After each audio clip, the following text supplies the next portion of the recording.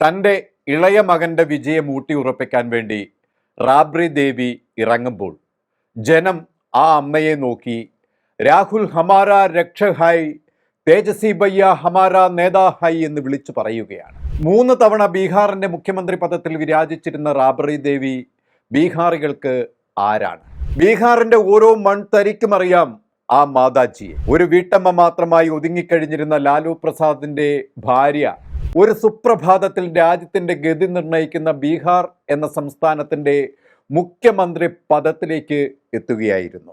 ആ ചരിത്രം ഇങ്ങനെ: 1997 ജൂൺ 23 കാലിത്തീറ്റ കുംഭകോണ കേസിൽ ലാലു പ്രസാദ് യാദവിനെതിരെ കുറ്റപത്രം സമർപ്പിക്കപ്പെട്ടു. ജൂലൈ 24 വൈകുന്നേരം ലാലുവിന്റെ വീടിന് മുന്നിൽ കേന്ദ്രസേന ലാലു പ്രസാദ് യാദവിനെ അറസ്റ്റ് ചെയ്യാൻ നിലയുറപ്പിച്ചു. ആ വലിയ പ്രതിസന്ധിയിലാണ് ലാലു പ്രസാദ് യാദവ് ആ നിർണായകമായ ചരിത്രം തിരുത്തിയ ആ തീരുമാനത്തിലേക്ക് എത്തുന്നത്.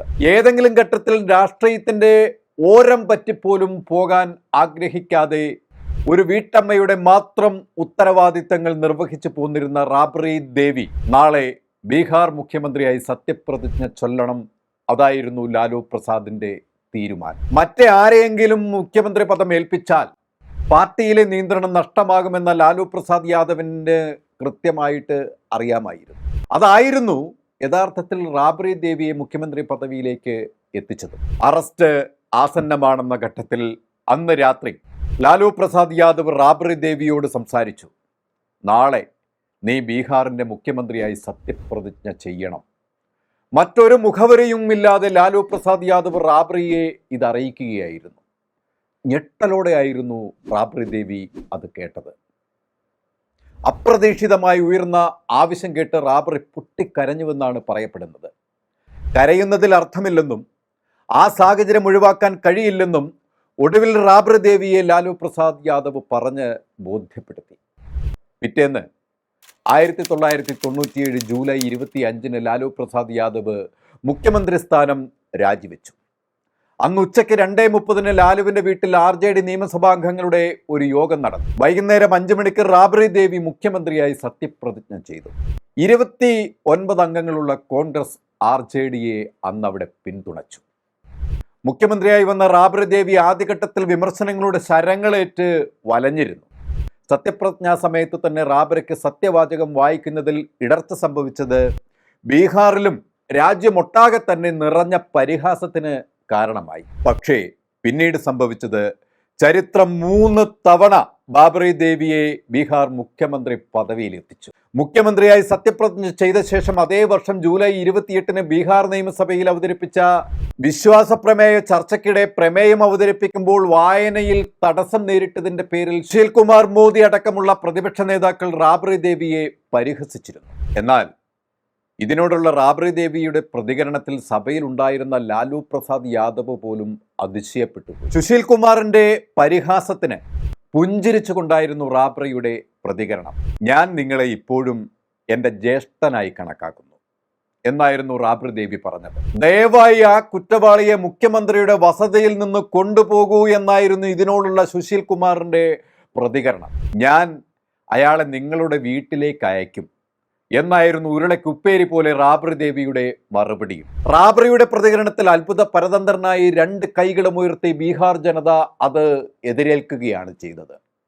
ഇങ്ങനെ ഉരുളക്കുപ്പേരി പോലെ മറുപടി കൊടുത്തുകൊണ്ട് ബീഹാർ രാഷ്ട്രീയത്തിന്റെ ഗതിവിഗതികളെ തൻ്റെ കാൽക്കീഴിലാക്കിയ അവർ ഇന്നും ബീഹാറിൻ്റെ നെഞ്ചിടിപ്പാണ്. അവർക്ക്, ബീഹാറികൾക്ക് പ്രിയപ്പെട്ട മാതാജിയാണ്. ആ അമ്മയാണ് ഇപ്പോൾ മോദിയും നിതീഷ് കുമാറും ചേർന്ന് കലുഷിതമാക്കിയ ബീഹാറിന്റെ മണ്ണിലേക്ക് തൻ്റെ ഇളയ മകന് വേണ്ടി ഇറങ്ങി പുറപ്പെട്ടിരിക്കുന്നത്. അവർക്കറിയാം ആ മകന് വേണ്ടിയാണ് ബീഹാർ ജനത ഇന്ന് ദാഹിക്കുന്നത് എന്ന്. അന്ന് 1997 കോൺഗ്രസ് RJDക്ക് നൽകിയ പിന്തുണയാണ് ബീഹാർ രാഷ്ട്രീയത്തിന്റെ ചരിത്രം തിരുത്തിക്കുറിച്ചത്. അതേ സാഹചര്യമാണ് ഇന്ന് ബീഹാറിൽ. കോൺഗ്രസ് നമുക്കൊപ്പമുണ്ട്. രാജ്യത്തിൻ്റെ തിളങ്ങുന്ന നക്ഷത്രങ്ങൾ നമുക്കൊപ്പമുണ്ട്.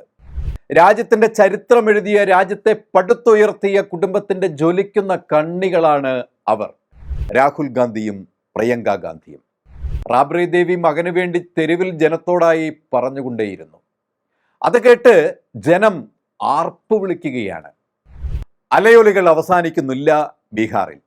ബീഹാറിൻ്റെ ഗ്രാമീണരും നാഗരികരും കർഷകരും സ്ത്രീകളും കുട്ടികളും അടക്കം ആബാലവൃദ്ധം ജനങ്ങളും ആർപ്പ് വിളിക്കുന്നത് രാഹുൽ ഗാന്ധിക്കും തേജസ്വിക്കും വേണ്ടിയാണ്. വലിയ പ്രതീക്ഷകളുടെ പർവ്വങ്ങളിലാണ് ജനം. തേജസ്വി ഭയ്യയുടെ ജയത്തിനായി അവർ കയ്യും മെയ്യും മറന്ന് തെരുവിൽ ആനന്ദ നൃത്തമാടുകയാണ്. നിതീഷ് കുമാർ എന്ന NDAയുടെ വിഴുപ്പ് ചുമക്കുന്ന മോദിയുടെ തന്ത്രപ്പാവയായ മുഖ്യമന്ത്രി ബീഹാർ ജനതയ്ക്ക് അപ്രാപ്യമായ കാര്യങ്ങളാണ് ചെയ്തത്. നഗരങ്ങളെയും സമ്പന്നരെയും മാത്രം ലക്ഷ്യം വെച്ച് സർക്കാർ പലതും ചെയ്തുവെങ്കിലും ഭൂരിപക്ഷം വരുന്ന ഗ്രാമീണർക്കും കർഷകർക്കും തുലവും വിരളമായ പ്രവർത്തനങ്ങൾ മാത്രമാണ് ചെയ്തത്. കഴിച്ചു ബാക്കി വന്ന എച്ചിൽ എറിഞ്ഞിട്ട് കൊടുത്ത സംസ്ഥാനത്ത് വികസനം സാധ്യമായി എന്ന് വലിയ PR വർക്കുകളിലൂടെ ഉയർത്തിക്കാട്ടുമ്പോൾ സത്യത്തിൽ ശ്വാസം മുട്ടി ഏങ്ങി വലിയുന്ന ബീഹാർ ഗ്രാമീണരുടെ നിലവിളികളും അവിടെ ഉയരുകയാണ്. ബീഹാറിൻ്റെ ആ രോദനത്തിന് മേലാണ് രാഹുൽ മാജിക്കിൽ തേജസ്വി വിജയക്കൊടി പാറിക്കാൻ ഇറങ്ങിയിരിക്കുന്നത്. കഴിഞ്ഞ 2-3 ദിവസങ്ങളിലായി ബീഹാറിൽ സമസ്തിപൂരും മുസാഫ്പൂരും നളന്ദയിലും ബഹ്സുരയിലുമൊക്കെ രാഹുൽ ഗാന്ധി മോദിയെക്കുറിച്ചാണ് പറഞ്ഞുകൊണ്ടിരുന്നത്. മോദിയുടെ ഭരണത്തിൽ രാജ്യത്തിൻ്റെ അധോഗതിയാണ് എടുത്തു കാട്ടിയത്. മോദി ജനത്തോട് പറഞ്ഞതും ചെയ്യുന്നതുമൊക്കെ ബ്രഹ്മാണ്ഡ നുണയാണ് എന്നും രാജ്യത്തെ ഏറ്റവും നാണം കെട്ട അവസ്ഥയിലേക്ക് ലോകരാഷ്ട്രങ്ങൾക്ക് മുന്നിൽ എത്തിച്ചുവെന്നും രാഹുൽ ഗാന്ധി എടുത്തെടുത്തു പറഞ്ഞു. കുളിക്കാനും കുടിക്കാനും മലിനജലം കൊടുക്കുന്ന പ്രധാനമന്ത്രി തനിക്ക് കുളിക്കാൻ വ്യാജ യമുന നിർമ്മിച്ചു.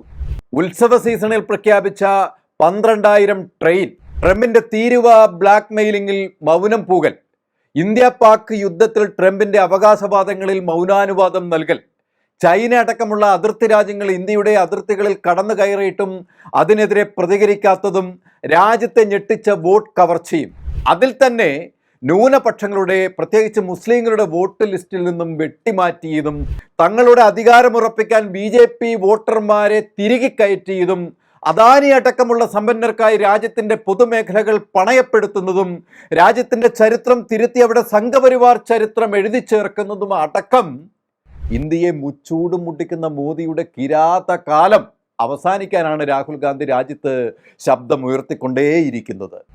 ബീഹാർ തെരഞ്ഞെടുപ്പ് കഴിയുന്നതോടെ മോദി തകർന്ന് തരിപ്പണമാകുമെന്നാണ് രാഷ്ട്രീയ നിരീക്ഷകരുടെ വിലയിരുത്തൽ. ചതിയുടെയും കള്ളത്തരത്തിൻ്റെയും മോദിക്കാലം ഇനി ഈ രാജ്യത്തുണ്ടാവാൻ പാടില്ല. ജനാധിപത്യവും ഭരണഘടനയും ബഹുസ്വരതയും രാജ്യത്തിൻ്റെ നട്ടല്ലാവുമ്പോൾ NDAയുടെ മോദിയുടെ നട്ടല്ലില്ലാത്ത ഭരണം നമുക്ക് വേണ്ട എന്നാണ് ഇന്ത്യൻ ജനത ആവശ്യപ്പെടുന്നത്. അത് സംജാതമാക്കാൻ ബീഹാർ വഴിവെക്കുകയാണ്. രാജ്യം ബീഹാറിൽ നിന്നും പറന്നുയരും. പുതിയ മതേതരത്വ ഇന്ത്യയായി രാഹുൽ ഗാന്ധിയുടെ അമരത്വത്തിൽ ഉറച്ചു നിൽക്കും. കൂടുതൽ വാർത്തകൾക്കും വിശേഷങ്ങൾക്കും ഞങ്ങളുടെ channel like, share and subscribe ചെയ്യുക. കൂടാതെ സബ്സ്ക്രൈബ് ബട്ടണിലെ ബെല്ലൈക്കൺ എനേബിൾ ചെയ്യാനും മറക്കരുത്.